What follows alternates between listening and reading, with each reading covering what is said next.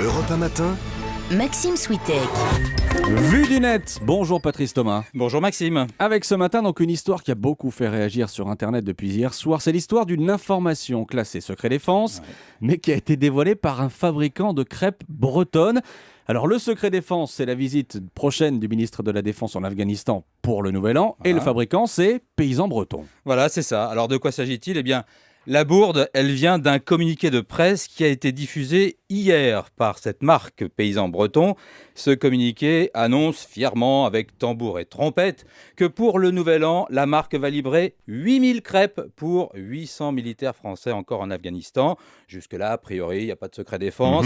Sauf que 2 lignes plus loin, oups, c'est là que ça se gâte. Le communiqué précise que les crêpes vont partir avec le ministre de la Défense, Jean-Yves Le Drian, qui a prévu de passer la nuit du réveillon avec ses soldats français. Voilà, c'est là qu'est l'os. Alors, la marque Paysans Bretons a bien essayé de retirer son communiqué, mais c'était trop tard. En quelques heures, cette visite du ministre, qui devait rester secrète, eh bien, elle a fait le tour du net. Et ça donne quoi au niveau des réactions ? Eh bien, écoutez, les internautes s'en donnent à cœur joie. Et au passage, d'ailleurs, Maxime, j'ai appris comment on dit bonne année en breton. Ah oui. Ça se dit Bloavez Mad. Voilà, Bloavez Mad. C'est ça, j'espère pas. Bon.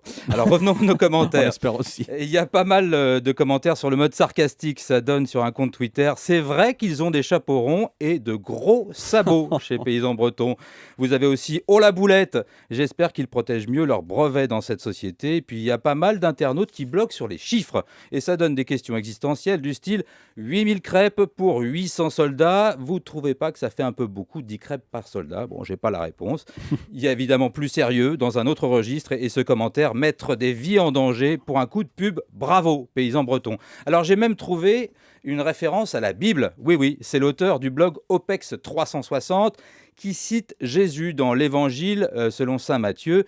Et Jésus dit, quand tu fais l'aumône, que ta main gauche ignore ce que fait ta main droite pour que ton aumône demeure secrète. Ton Père qui voit tout te le revaudra. Mais c'est vraiment si grave que ça. On pouvait s'en douter que le ministre de la Défense allait passer le Nouvel An avec des soldats français. C'est une tradition, c'est pas un secret de polichinelle qui a été inventé. Oui, alors c'est vrai qu'il y a pas mal de commentaires qui disent comme vous, qui vont dans ce sens.